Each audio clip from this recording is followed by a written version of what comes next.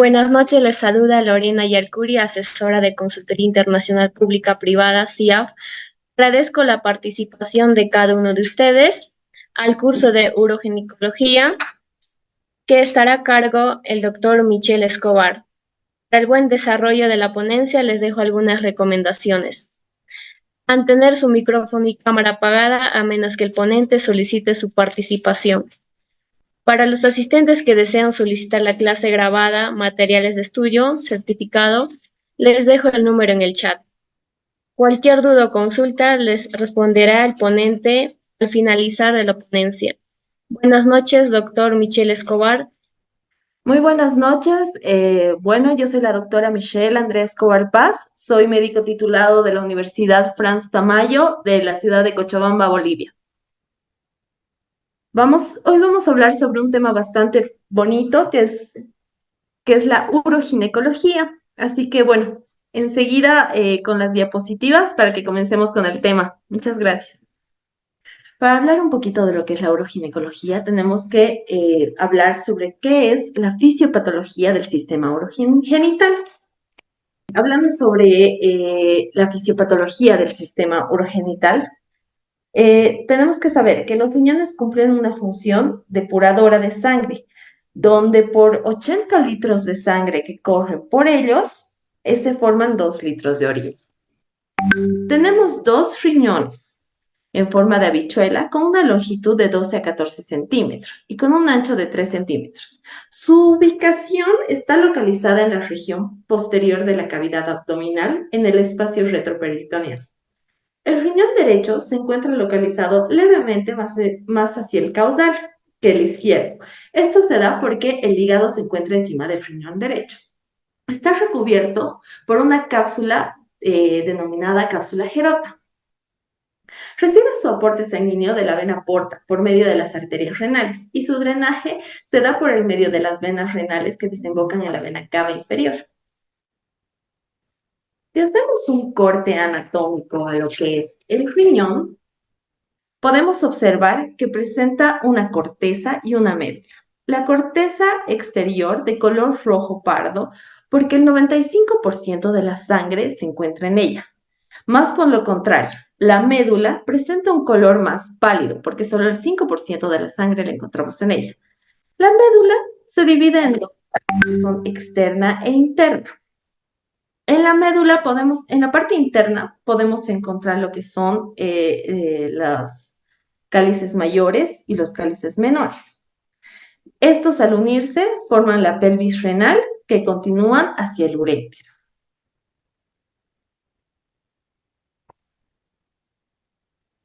Hablando de la parte funcional del riñón, decimos que su parte más principal o su parte funcional es la nefrona. Cada riñón tiene alrededor de 2 millones de nefronas que están encargadas de la filtración y se relacionan con los capilares de las arterias renales para formar un ovillo denominado glomérulo. Este posee otro tipo de segmentos y como función principal es el filtrado. Al tener el filtrado, tenemos como consecuencia la orina. Esto resulta del paso del líquido del capilar hacia la nefrona. Esto atraviesa el endotelio capilar, la membrana basal y los podocitos. Para entender un poquito más eso, tengo un videíto que me gustaría que lo revisemos. Por favor, me dicen si escuchan, ¿ya? Si da bien. La unidad funcional del riñón es el nefrón. ¿Suena bien el audio? ¿Alguien me podría corroborar, por favor? Sí, doctora, se le escucha. Ok, muchísimas gracias. Voy desde el principio con el videíto. Mil gracias. Poseemos 2 riñones, cuya forma recuerda a la de una haba o habichuela. Poseen una longitud de 12 a 14 centímetros y un ancho de 3 centímetros.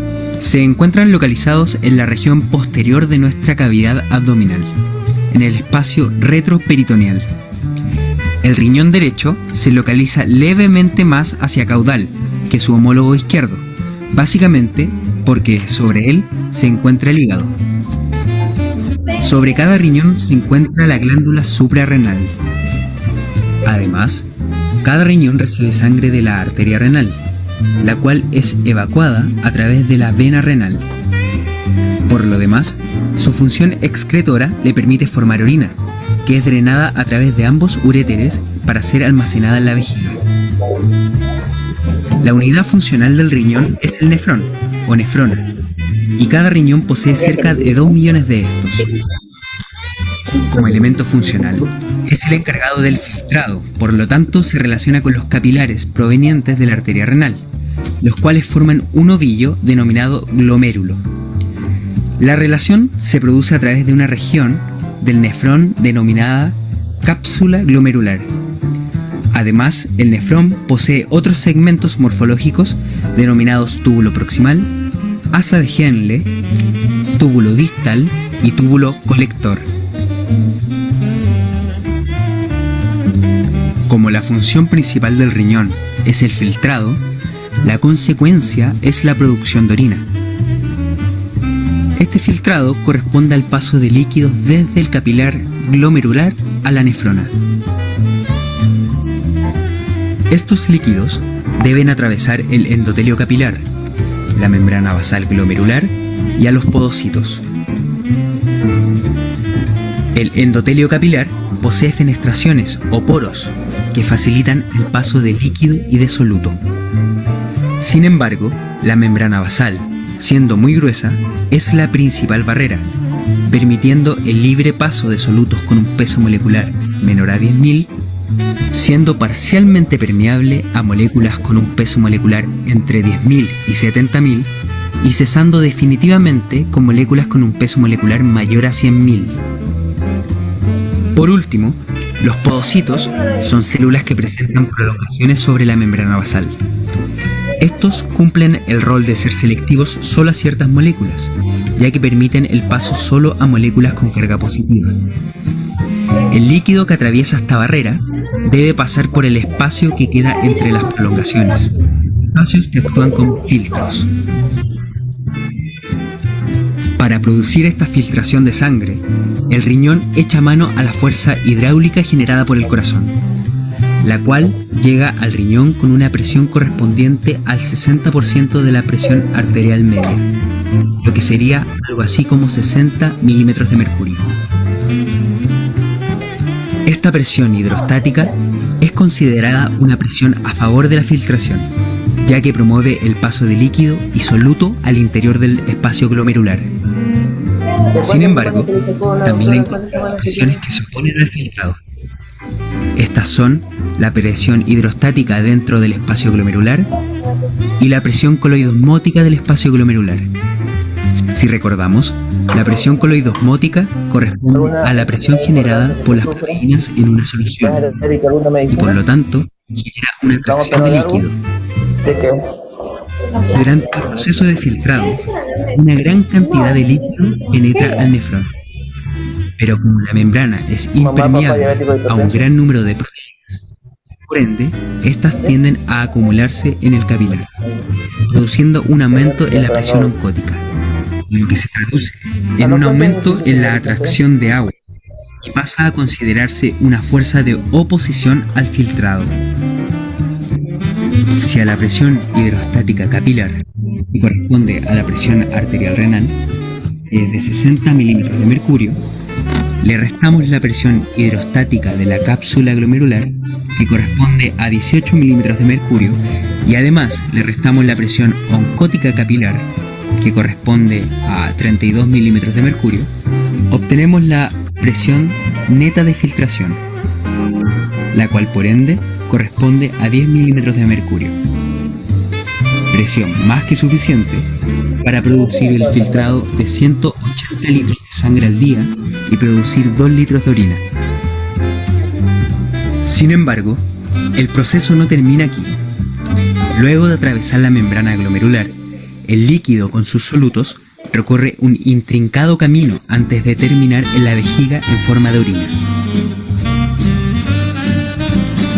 El porcentaje de líquido que logra atravesar la membrana glomerular corresponde a la fracción de filtrado.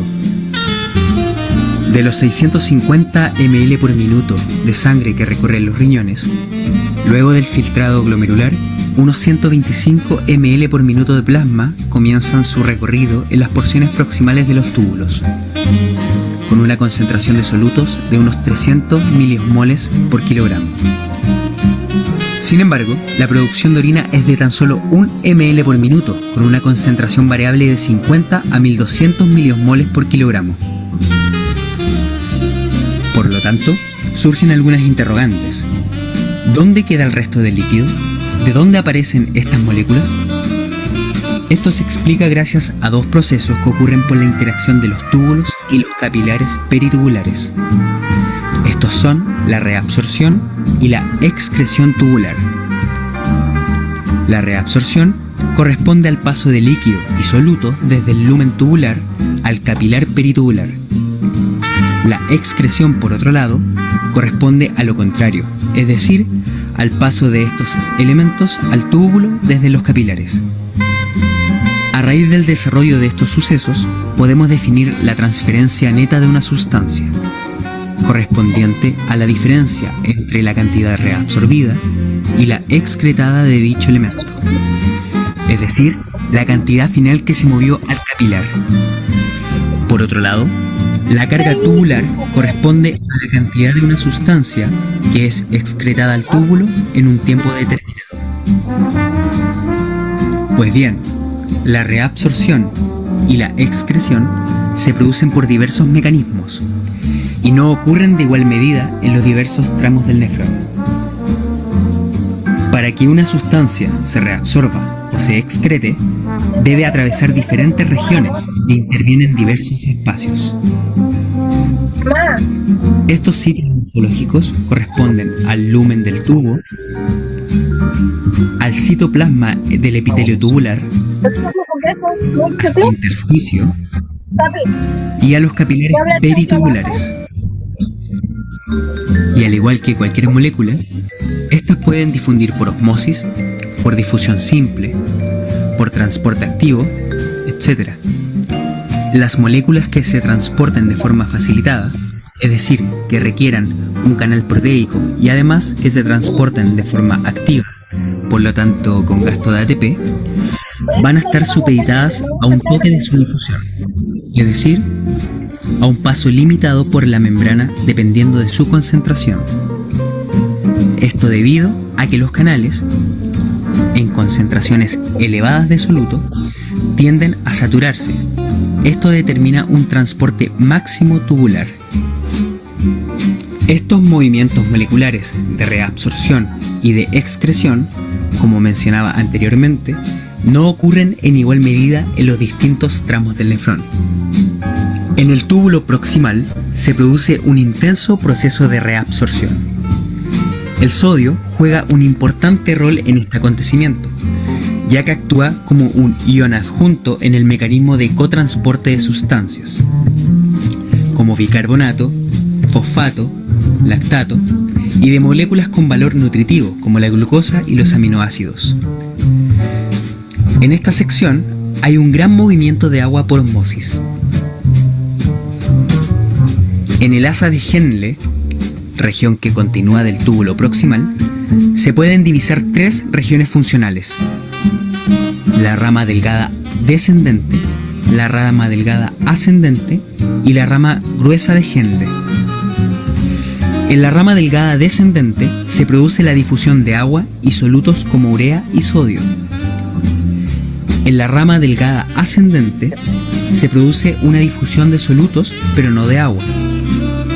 En la rama gruesa se experimenta una dilución del contenido del nefrón, a raíz de la salida de sodio, cloro, calcio, bicarbonato, magnesio, entre otros iones. Por último, la circulación a través del túbulo distal y colector va a experimentar procesos de reabsorción de agua y de iones. En el túbulo distal va a ocurrir una intensa reabsorción de sodio, cloro, calcio, magnesio, potasio y bicarbonato, y además una excreción en menor medida de hidrógeno. Además, en la porción caudal del túbulo distal y en el túbulo colector, en presencia de la hormona antidiurética una importante molécula liberada por la neurohipófisis, ocurrirá la reabsorción profusa de agua, jugando un rol importante en el control de la bulimia. Finalmente, la orina producida descenderá a través de los uréteres para ser almacenada en la vejiga. Muchas gracias. Espero que este video sea de su utilidad. Cualquier duda o consulta, por favor, comuníquela a cayupi.fisiología. Muy bien, ¿qué les ha parecido el video? @gmail.com.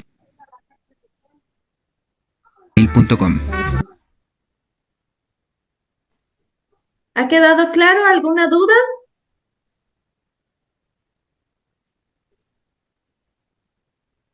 ¿No hay dudas? Bueno, ¿perdón? Continúe, doctora. Ok, gracias. Bueno, entonces, la fisiología más importante de los riñones del sistema urogenital es la ósmosis, ¿no? Que produce primero la filtración de los 180 litros de sangre, pasando por los riñones, filtrándolos en el glomérulo y por último desembocando en la uretra como 2 litros de orina. En eso quedamos claros. Ahora, permítame un segundito, por favor.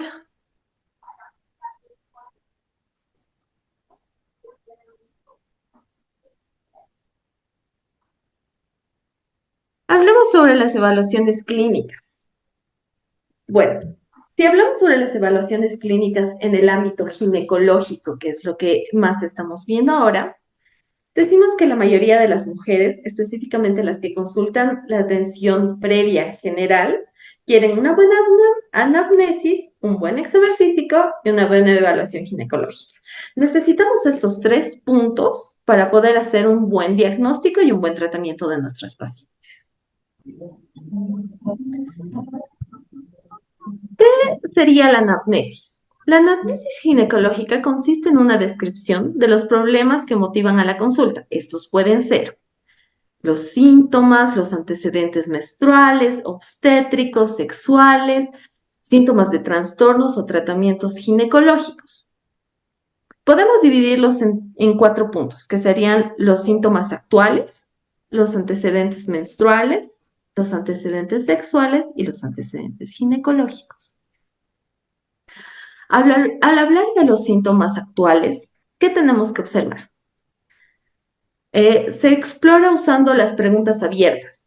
Pueden ser, ¿qué tipo de dolor tiene? La localización, la duración, el carácter, la calidad, los factores que lo desencadenan. Si tiene algún tipo de sangrado, la cantidad, duración, la relación del ciclo, por cuánto tiempo, qué color es, desde cuándo ha empezado. Si es por un flujo, el color, el olor, la consistencia, la irritación. Uy, ¿alguien está con su micrófono, chicos? Por favor. Gracias. En las pacientes en edad reproductiva, ¿qué tenemos que observar? Lo primero, la sintomatología habitual del estado, ¿no? Tiene náuseas, tiene síncopes, tiene cefaleas, hay que hacerle una prueba BCG, entre otras. En los antecedentes menstruales, la edad de la menarca es primordial, el FUN, número de días de menstruación, la longitud, regulación del intervalo del ciclo, el día que ha comenzado, el día que ha terminado, el volumen del flujo, el color y cualquier otra sintomatología que aparezca, ¿no? En los antecedentes sexuales tenemos que ver la frecuencia de la actividad sexual, cuántas parejas ha tenido, los anticonceptivos que utiliza, si tiene o no sexo seguro, los efectos de las actividades, tal vez si ha tenido varias parejas sexuales, ¿no? Con qué frecuencia ha ido a la consulta, que eso es muy importante que nosotros revisemos, ¿no? En especial en pacientes en el área ginecológica. Y bueno, los antecedentes ginecológicos, que son lo que más nos importa a nosotras, que es, bueno, incluye sobre todo la sintomatología de los signos previos, que es todo lo que ya habíamos hablado, los diagnósticos conocidos, si la paciente es hipertensa, si tiene diabetes, cuántos hijos ha tenido, y entre otras cosas, ¿no? Al igual que los resultados de los estudios realizados, tal vez ella está viniendo porque se ha hecho un hemograma, entonces tenemos que revisar el hemograma, o si se ha hecho una mamografía y todas esas cosas. Tenemos que recabar toda la información que podamos.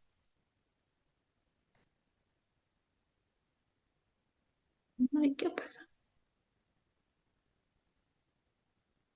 Al examen físico, tenemos que aprender 4 maniobras. El examen externo, el PIN manual, el que es presente con espéculo y el examen rectal. El externo es el que todos sabemos. Todos sabemos inspección, palpación, percusión, auscultación. ¿Eh? eh, Saber si hay un abdomen inflamado, si tiene alguna verruguita, si tiene la presencia de alguna cicatriz, cosas así. En el examen bimanual, que es la imagen 2, hacemos una presión intravaginal con 2 dedos. Entramos por la cavidad vaginal y con la mano derecha superior agarramos el abdomen inferior. Hacemos una presión de ambos lados. Al examen con el espéculo, todos conocemos el espéculo, metemos por la cavidad vaginal y tomamos una muestrita. Eso más nos sirve para los papanicolaos, ¿no?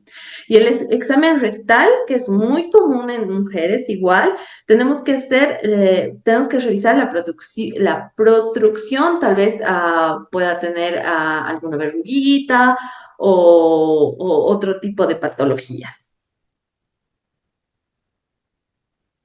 Los estudios complementarios que siempre tenemos que pedir en ginecología, principalmente y en edad reproductiva, prueba de embarazo, porque no saben la cantidad de pacientes que vienen con que tengo un dolorcito y resultó que era embarazo. Así que, bueno, lo primero que yo les pido es una prueba de embarazo. Luego, una prueba de cribado para el CA de cuello uterino, que hoy está muy común. Mamografías, Papá Nicolaos y no se olviden que tiene que venir acompañado del laboratorio, hemogramas completos y todo lo que se refiere al área de laboratorio. Hemos llegado a una de las enfermedades, una de las patologías, porque enfermedad está mal dicho, una de las patologías más comunes en el ámbito de la uroginecología. Esta alberga a una infinidad de mujeres. Es una de las enfermedades más comunes que se está dando en nuestra sociedad, en toda Latinoamérica, en los últimos años. Esta es la incontinencia urinaria.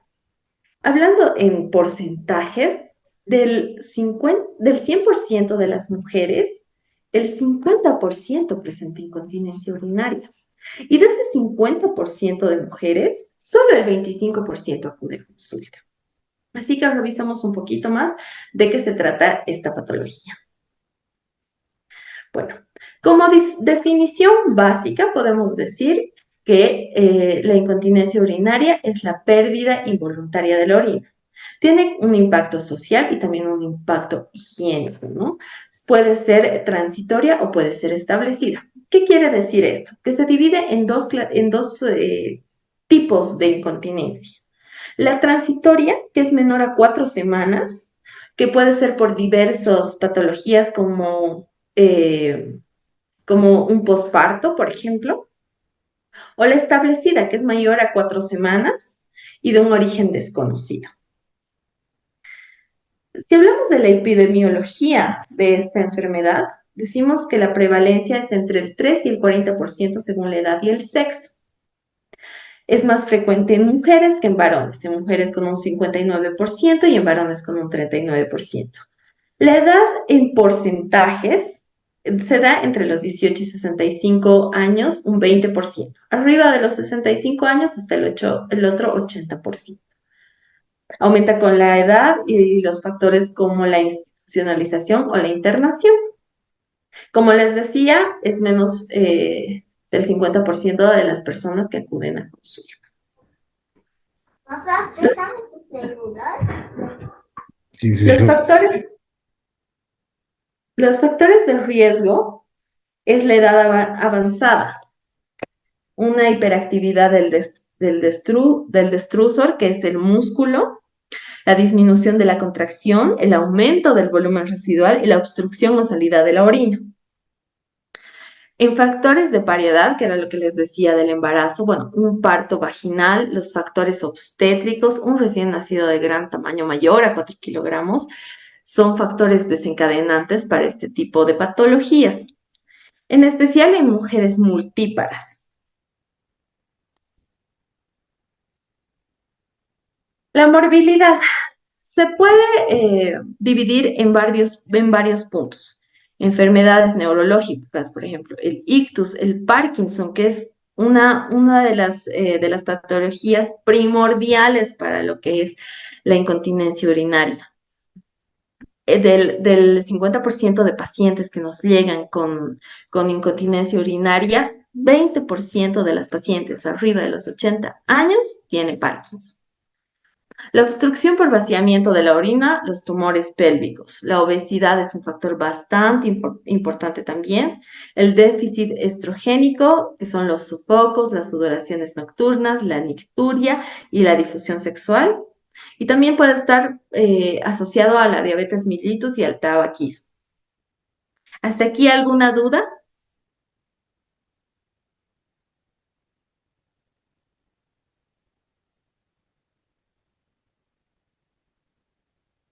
Ok. Eh, Hablando de la clasificación de esta patología, se clasifica en 6 puntos, que son la incontinencia urinaria de esfuerzos o estrés, la incontinencia urinaria de urgencia, la incontinencia urinaria mixta, la por rebosamiento, la incontinencia urinaria transitoria o reversible y la incontinencia urinaria funcional. Más o menos vemos un cuadrito bastante simpático de lo que es esto. La incontinencia por esfuerzo, que hay un llenado no completo, digamos, ¿no? De la vejiga urinaria, pero con el esfuerzo hacemos una presión y ¡plum! Se les sale un poquitito de la orina. La de urgencia, que directamente no necesitan hacer esfuerzo y ya están caminando y se les sale. La de rebosamiento, que hay gran cantidad de líquido en la vejiga y bueno, obviamente eso provoca dolor y eliminación. Hablemos un poquito de lo que es la incontinencia urinaria de esfuerzo o estrés. Esta se da más por los esfuerzos físicos, ¿no? Como ser la tos, el estornudo, el reír. Es más, se encuentra más o es más presente en mujeres arriba de los 60 años. Sus causas son una insuficiencia del esfínter uretral, bueno, perdón, la insuficiencia del esfínter uretral, que es debido a las estructuras que soportan la uretra, revienta, las causas ginecológicas, que pueden ser urológicas y intestinales, la obesidad o una tos crónica, los factores de esfuerzo también, que pueden ser el embarazo, el parto, los tejidos conectivos y el tabaquismo y todas esas patologías que acompañan, ¿no? Entre su mecanismo es una apertura del esfínter uretral con una ausencia de la contracción del músculo detrusor por un aumento de la presión abdominal. La incontinencia urinaria de urgencia es repentina, la pérdida involuntaria de la orina, tiene urgencia de micción, a diferencia de la de esfuerzo. En la de esfuerzo no tienen la urgencia de micción. En esta todo el tiempo están, ay, quiero ir al baño, ay, no, me duele mi vejiga, necesito ir al baño, he ido y ahorita estoy volviendo y otra vez tengo que ir al baño. Las mujeres están así en ese estrés de la urgencia de micción. Se da más en mujeres arriba de los 80 años, es posmenopáusico y bueno, De este no se conoce la causa. Su mecanismo es una hiperactividad del músculo detrusor. Presenta nicturia, polaquiuria, deseo súbito de orinar. ¿Alguien me puede decir qué es la nicturia?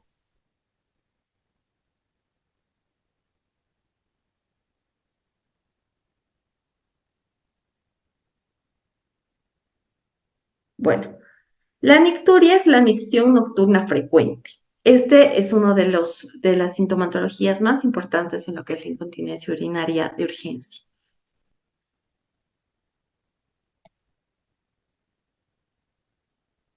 Como ya les había dicho, presenta unas causas neurológicas y causas no neurológicas.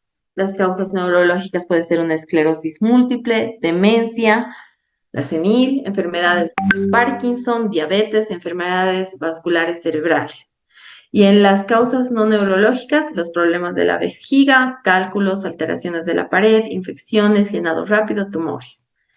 El déficit estrogénico, diuréticos e histerectomía.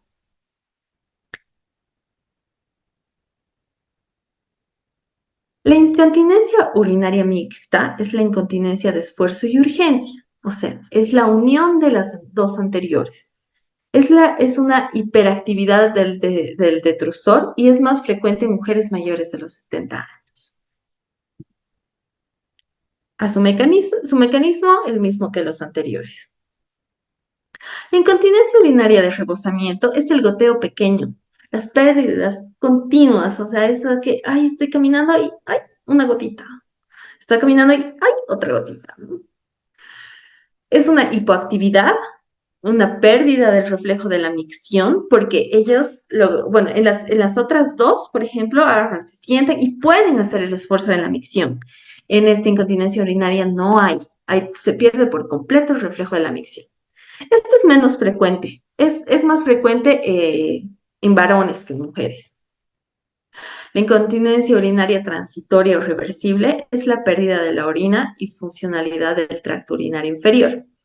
Está causada por un ITU, posmenopausia, enfermedades psiquiátricas, impacto fecal y afectación de la movilidad. La incontinencia urinaria funcional se desconoce las causas, son ajenas a todo lo que es el tracto urinario, ¿no?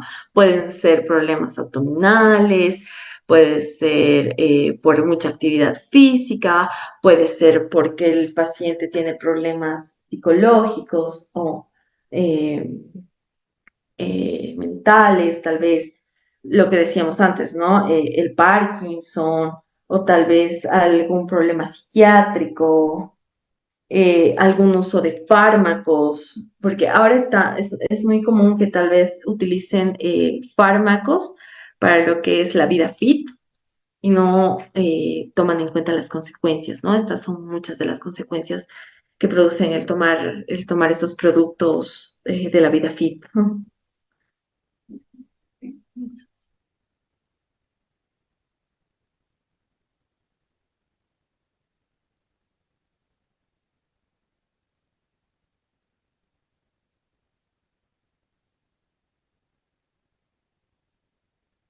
¿Cómo hacemos el diagnóstico de esta patología?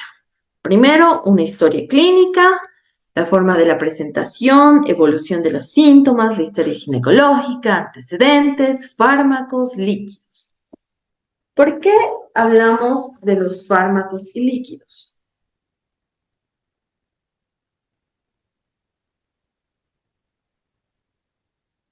Hablamos de los fármacos y líquidos porque los diuréticos, el uso prolongado de los diuréticos nos puede provocar una incontinencia urinaria.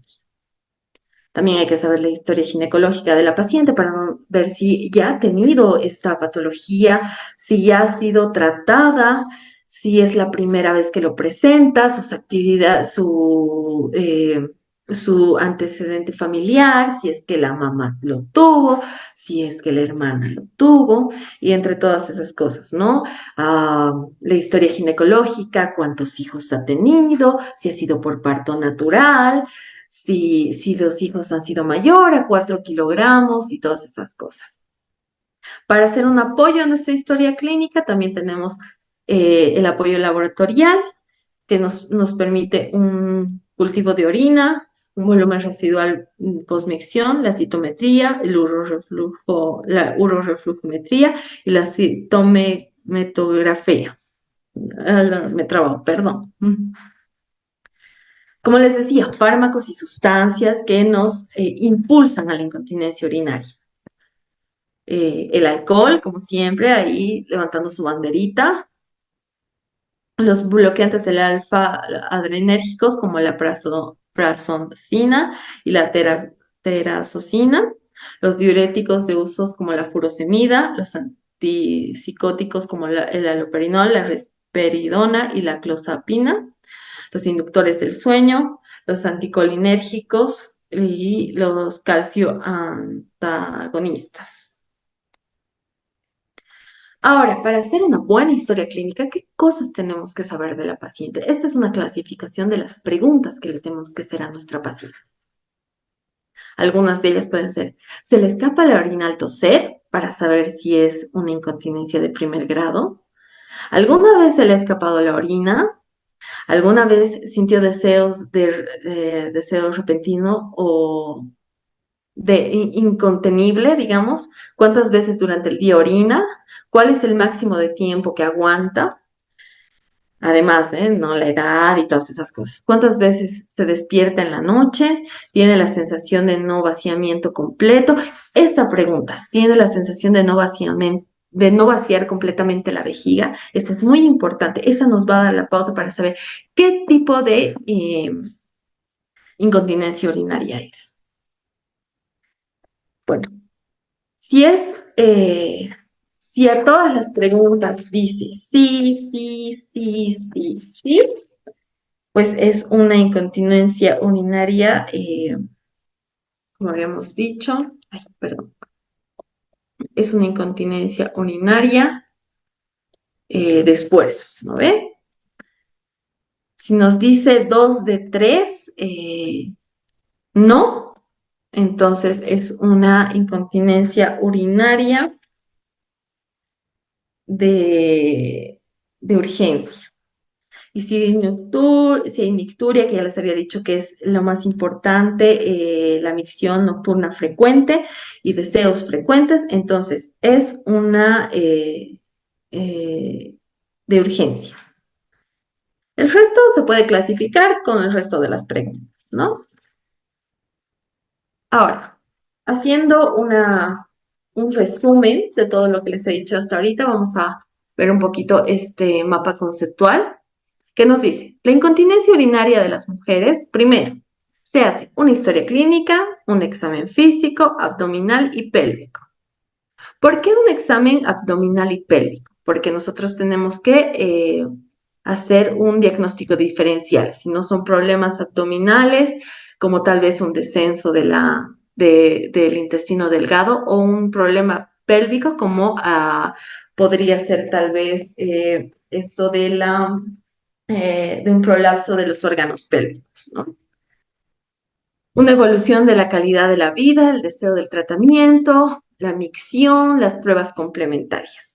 Tenemos que dividirlo en lo que es la incontinencia de esfuerzo, la mixta o la de urgencia. Eso con ayuda de nuestra historia clínica y de todas las sintomatologías que la paciente nos refiera, como ser el dolor, la hematuria, las infecciones recurrentes, los síntomas de la micción, los dolores pélvicos, si ha tenido o no ha tenido cirugías, que es muy común en pacientes que nos llegan a la clínica, que sí, o sea, mayores de 70 años, bueno, tengo incontinencia urinaria, no siento todo el rato molestias, que no sé qué.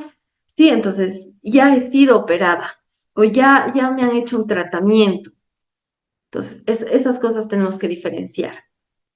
Bueno, ¿y qué le tenemos que decir? Un cambio del estilo de vida, ejercicios del piso pélvico, la reducción desical del ejercicio del suelo pélvico, y entre otros tratamientos físicos, ¿no?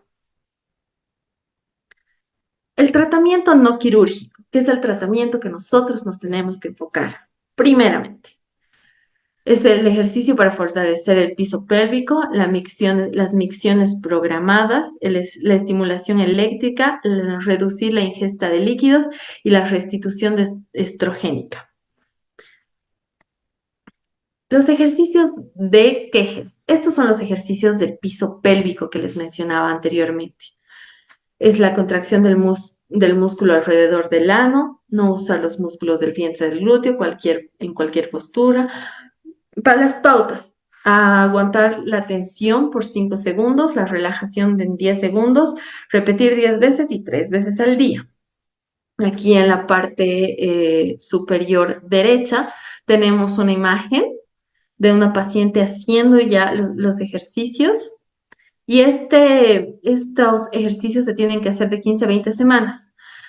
Si es que no hay cambios y la paciente sigue con la misma sintomatología, pues nos acompañamos de fármacos, como ser los anticolinérgicos de primera generación, que es la oxibutolina, en dosis de 2,5 a 5 miligramos cada 6 a 8 horas, o el cloruro de tropina de 20 miligramos cada 12 horas, acompañado también de estrógenos tópicos, que es un fármaco de primera generación para este tratamiento, ¿no? Hablando sobre el tratamiento quirúrgico. Bueno, tenemos 3 tipos de tratamiento quirúrgico, que es la urotopexia, que es como poner una malla para que haya una presión que eleve, ¿no? Entonces no haya tanta dificultad a la presión del músculo caudal. El cabestrillo pubovaginal y la neuromodulación sacra, que es la presión con un, ¿cómo se dice esto? Ay, se me ha ido la palabra, enseguida les comento. Bueno, hasta aquí, ¿alguna duda, alguna pregunta, alguna observación? Doctora, disculpe, Yo una buenas noches. pregunta. Dígame. Una consulta acerca del tratamiento con lo estrogénico. ¿Cómo funciona? ¿Cómo es el tratamiento? ¿Cada cuánto? ¿Por cuánto tiempo es? El tratamiento estrogénico se hace por 3 meses. El tratamiento se hace primero es los estrógenos una vez al día durante la primera semana. Después se hace 2 veces al día cada 12 horas por las siguientes 2 semanas. Y de ahí se completa hasta los 3 meses. Si vemos que no hay resultados, pues ya nos pasamos a un tratamiento quirúrgico. Ya, y en el caso que sea de una mamita lactante, Ay, de una mamita lactante, buen punto. No le podemos dar estrógenos a la mamita lactante. Entonces, en ese caso, bueno, lo único que tendríamos que hacer con la mamita lactante son los ejercicios de Kegel hasta que ella deje de lactar. Si está en una etapa entre los recién nacido y 6 meses, no nos queda de otra. Ya después, a menos que sea algo muy grave, digamos, y ya nos tengamos que pasar a un tratamiento quirúrgico, pero si no, solo con los ejercicios de Kegel. Esto de las mamitas, como me comentabas, es muy común porque el, si recuerdan, no sé si alguna de ustedes ha tenido bebés, pero qué difícil es contener mientras uno está embarazada. Entonces, después de tener al bebé, igual nosotros seguimos teniendo la dificultad de contención, ¿no? Entonces, los ejercicios de Kegel sí se les manda a las mamitas recién parturientas. Ahora podemos ayudarnos también con fármacos, pero si está dando de lactar, es poco común.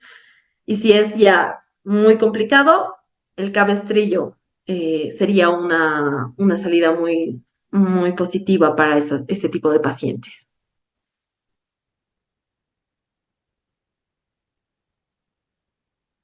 otra pregunta, y en el caso de la oxibutilina, ¿ese por cuánto tiempo se da? Igual el cloruro de tropio. Por 3 meses. Todos estos tratamientos son por 3 meses.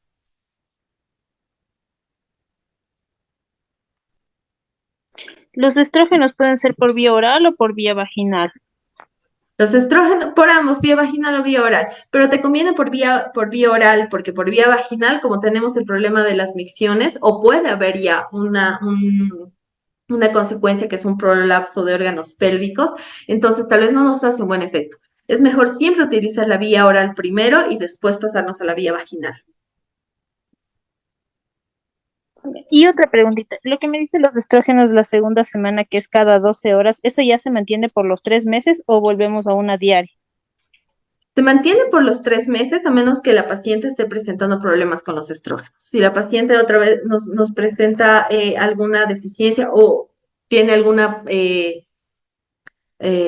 consecuencia, entonces se le retira los estrógenos, se le mantiene con los otros fármacos y después se vuelve a al primer punto, que sería darle una vez al día.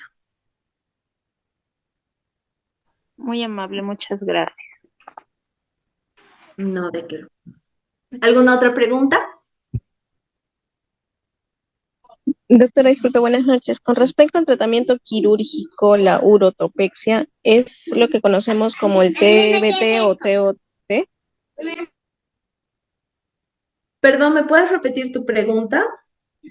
Con respecto al tratamiento quirúrgico en la urotopexia, ¿se refiere al TBT o TBT o se refiere a otras técnicas quirúrgicas? No, es el TBT y la histerectomía.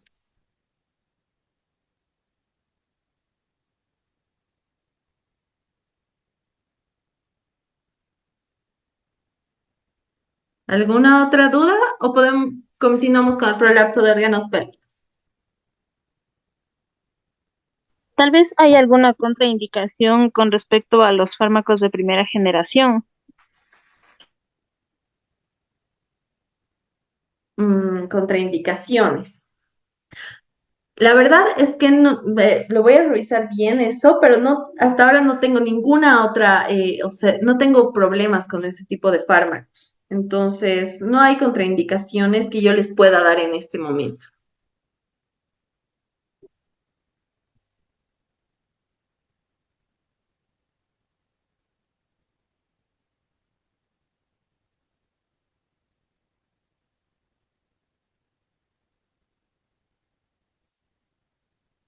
Bueno, vamos a continuar con el prolapso de órganos pélvicos.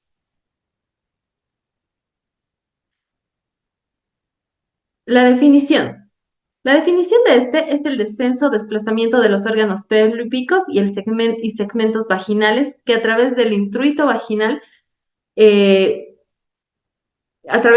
vaginal, por consecuencia de las estructuras del soporte y el sostén del suelo pélvico. Hay 3 tipos de prolapsos: el prolapso anterior, el prolapso apical y el prolapso posterior. En el prolapso anterior es el descenso del útero y la vejiga. En el prolapso apical es el descenso de la cápsula vaginal y en el prolapso posterior es el descenso de todo lo que es el área vaginal. En la epidemiología nos dice que presenta unas sensaciones genitales asociadas a síntomas de difusión del suelo pélvico.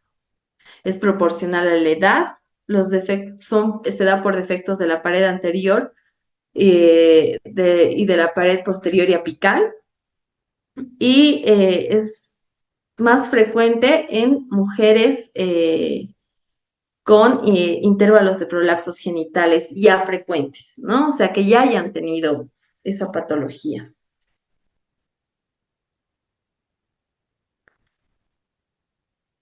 El prolapso anterior, como les decía, es el descenso del útero y la vejiga. El epical es el descenso del útero y de la cápsula vaginal. Y el posterior es del intestino que produce una compresión a lo que es la vejiga.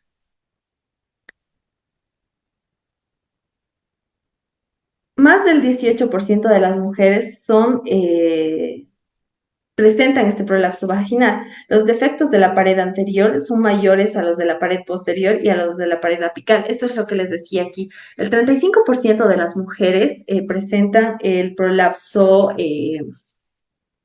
anterior, el prolapso apical el 18% y el posterior el 13%. Los factores de riesgo son predisponentes como la hipertensiones, obesidades y todas esas cosas. Los factores como el embarazo, partos genitales y la constipación crónica, el envejecimiento, la obesidad y problemas pélvicos previos. En su etiología, los cognitivos, hay 4 tipos: cognitivos, traumáticos, hormonales y otros tipos. En los cognitivos es poco recurrente. La relación se da con el síndrome de Marfan. Son malformaciones del sistema nervioso central, tienen mayor predisposición para las hernias y tienen diferencias raciales, o sea, es más común en gente morochita. El traumático, siempre y de toda la vida, embarazos y partos. Traumatismos directos, algún tipo de accidente, alguna...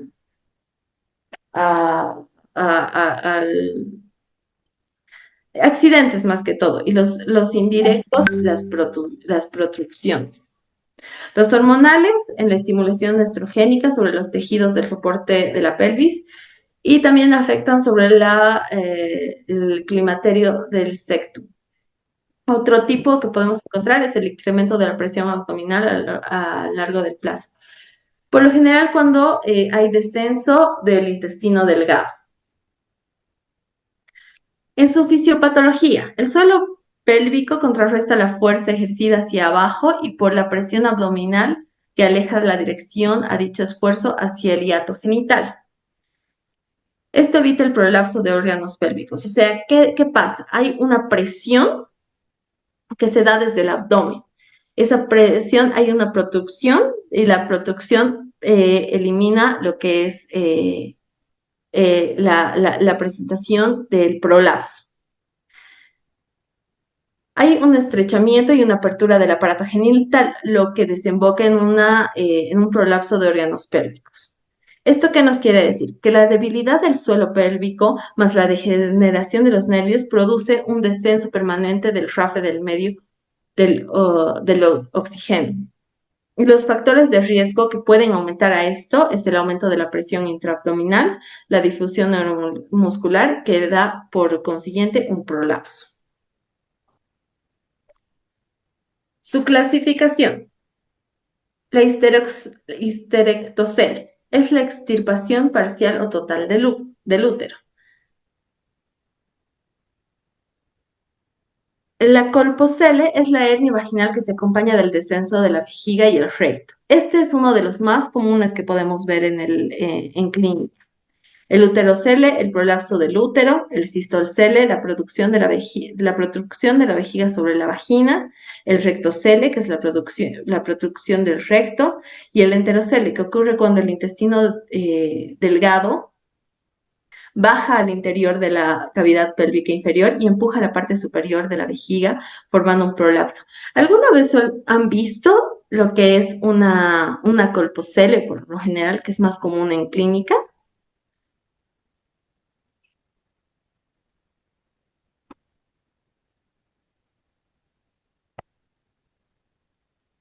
Bueno, yo les voy a contar un poquito. Cuando yo estaba haciendo el internado, estaba rotando ginecología justamente y llega una paciente y nos dice: tengo un bultito, paciente de 60 años, tengo un bultito que me molesta en la región vaginal. La paciente no quería ser observada porque tenía, obviamente, pudor, entonces no quería que la revisemos. Cuando la revisamos, tenía un ecterocele tremendo, tremendo. Aquí les estoy en la parte inferior, el dibujito 1, 2, 3, 4, 5. El quinto dibujito nos está mostrando un ecterocele. La protrucción de la vagina es tremenda. Y obviamente el descenso de lo que es el intestino delgado. La clasificación por grados. El primer grado es el descenso entre la posición normal y el intuito. El grado 2 es el descenso a nivel del intuito. El grado 3, el descenso por fuera del nivel del intuito. Y el grado 4, el prolapso total fuera del plano valvular.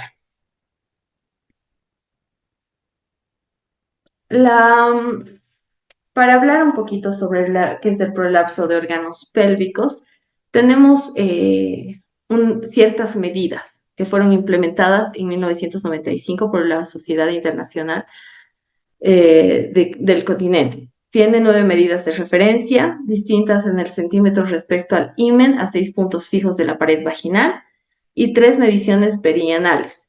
Los valores proximales del himen se registran como negativos y los valores distales del himen se registran como positivos, altamente reproducibles. Aquí les voy a mostrar un poquito sobre los puntos que les decía. El punto anterior, que es el punto A, situado a 3 centímetros por encima del meato uretral, su rango de posición es de -3, lo normal y lo fuera de común es a +3, ¿no? Es el punto A, naranja, el punto BA, punto más alto del tabique vaginal anterior. Los puntos superiores, el punto C, extremo distal de la cervix y la cicatriz de la cúpula en la histerectomía. El punto D, fondo del saco de Douglas. El punto C es el punto más común para esta patología, es lo que siempre se va a hacer. Los puntos posteriores, punto AP, que es el verdecito, similar al AA, es la pared posterior de la vagina. El punto BP, similar a la BA, que es la pared vaginal posterior, y el hiato genital desde el meato uretral hasta la línea media posterior del himen. Entre el cuerpo perianal, desde el margen posterior del hiato genital hasta la abertura del anal medio. Y la longitud total de la vagina, profundidad máxima en centímetros de la vagina. Otra vez, a los grados. Decimos que es un grado 0 si el prolapso está en AA, BA, AP y BP. Están a 3 centímetros y el punto C está entre la longitud total y de la vagina. Volvemos al dibujo anterior.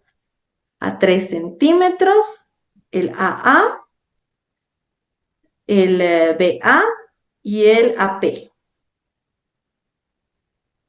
El grado 1 es la posición más distal del prolapso, está a más de 1 centímetro sobre el himen. El grado 2, la porción más distal del prolapso, está entre -1 y +1 centímetro con respecto al himen. Y el grado 3 es la porción más distal del prolapso, está a -2 centímetros sobre el largo vaginal total. El grado 4 es la procedencia genital, la porción más distal, está a más de 2 centímetros sobre el largo vaginal total.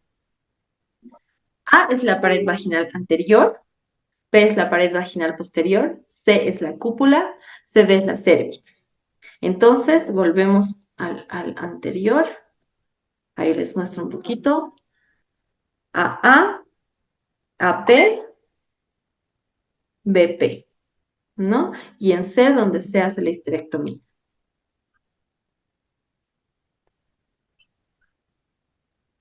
El diagnóstico para esta patología. Primero, un cuadro clínico.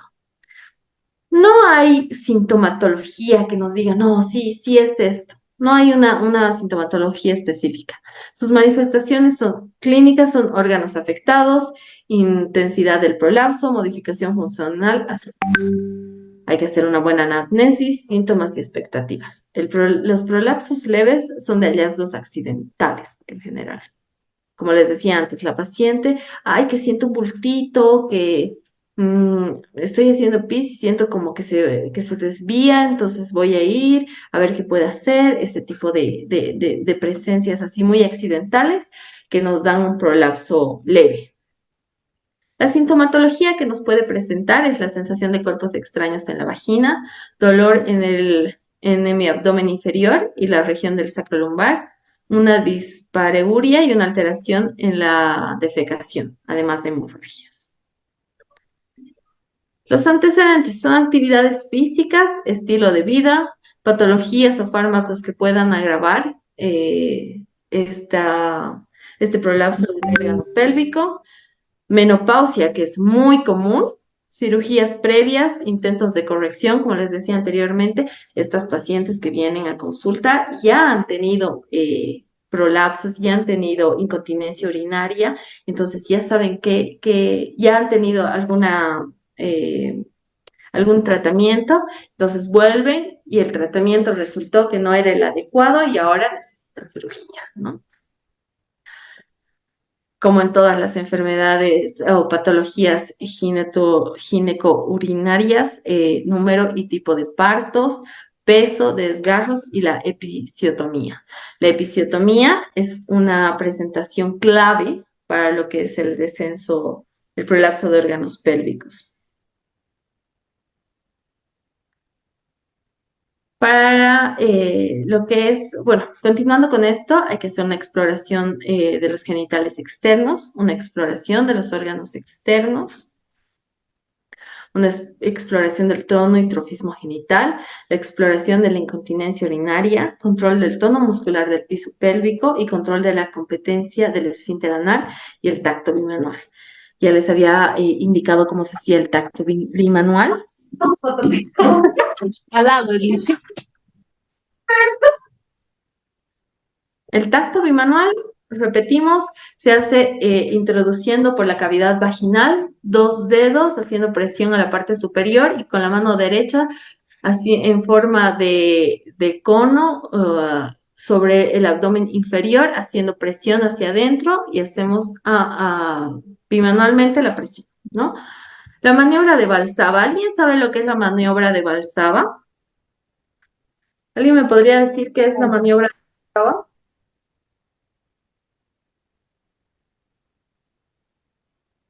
Bueno, no sé si alguna vez han sentido esa presión que se hace al estornudar, al sonarnos la nariz.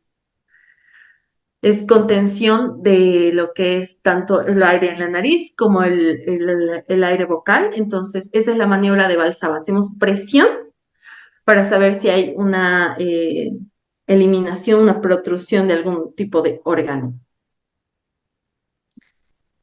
Las pruebas complementarias, una ecografía ginecológica, uroanálisis y urocultivo, las valoraciones del residuo postmicción y los estudios urodinámicos. Los tratamientos fundamentalmente quirúrgicos en este tipo de casos, ¿no?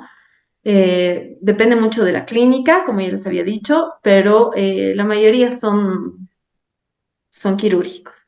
Ahora, si no fueran quirúrgicos, sería minimizar los factores de riesgo, tratamiento hormonal con estrógenos, uso de pesarios y los ejercicios de Kegel, que también se hace bastante en este tipo de patologías. El uso de los pesarios, que es la cuantificación de lo que es la orina y si hay ya la producción de lo que es la vagina o algún otro órgano, el pesaje de este. El tratamiento puede ser oclusivo o puede ser reconstructivo.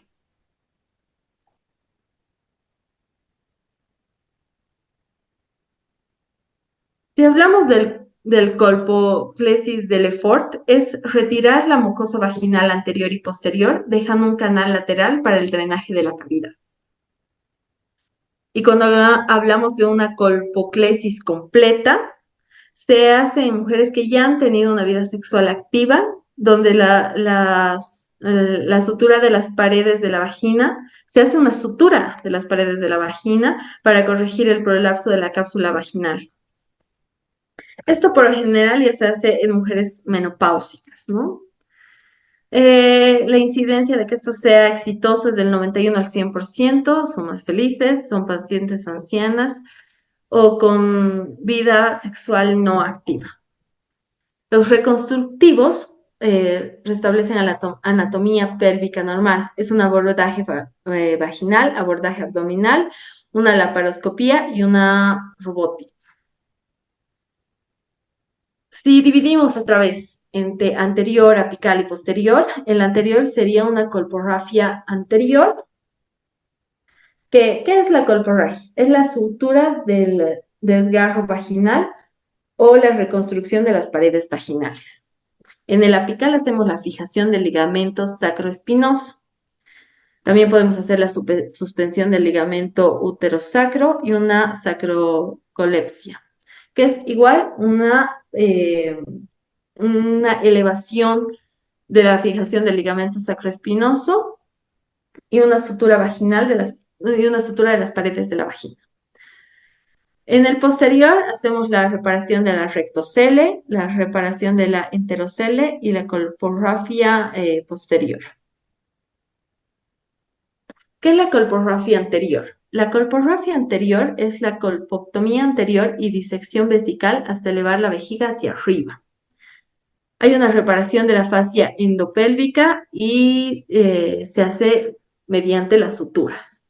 La resección de este excedente de la mucosa vaginal, o sea, hay que eliminar toda la mucosa vaginal y hacer lo que son las suturas a las paredes de la vagina. La reparación de los defectos prevaginales que existen, la vía vaginal mayor y la complejidad, los puntos de suspensión del arco tendinoso hacia la fase pélvica. La posibilidad del uso de mallas es muy frecuente en esto, diría que es la más frecuente, con riesgos de incidencia, sí, porque en mujeres mayores, entre 40 y 60 años, que se les pone mallas, el riesgo de que pueda volver por un prolapso es de un 60-70%. El tratamiento de incontinencia urinaria está asociado a este, ¿no? O sea, la colporrafia y la incontinencia urinaria van de la manito. La colporrafia posterior es la reparación del tabique rectovaginal utilizando las fascias rectovaginales o mallas. Nuevamente hay que subir, hay que hacer la fijación del ligamento y hay que poner malitas. No se recomienda las miofagias elevadas y para lo que es la perionorfagia es la reconstrucción de los elementos del cuerpo perianal y el tratamiento del descenso del periné y el prolapso rectal, cuando coexisten con el prolapso genital. ¿En qué consiste esto? Es lo que les decía anteriormente, hay un descenso de lo que es el intestino delgado, se va por encima de la cavidad vaginal y hay un prolapso de ambos. Entonces, directamente, cirugía. Y bueno, eso sería, jóvenes y señoritas, ¿alguna duda?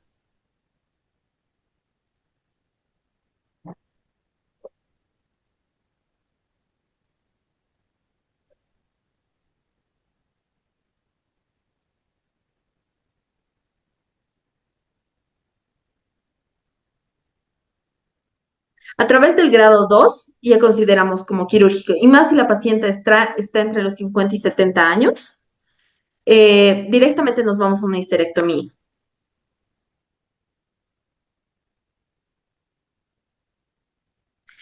En el caso del prolapso grado 1 y grado 2, ¿cuál es el porcentaje de beneficio solo con los ejercicios de queje?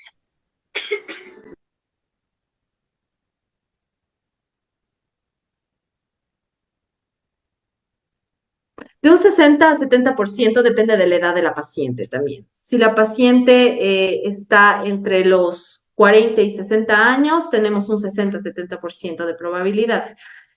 Si estamos en un grado 1 o 2, si estamos arriba de un grado 3, ya no tenemos posibilidades. Directamente hay que pasarnos a el tratamiento quirúrgico.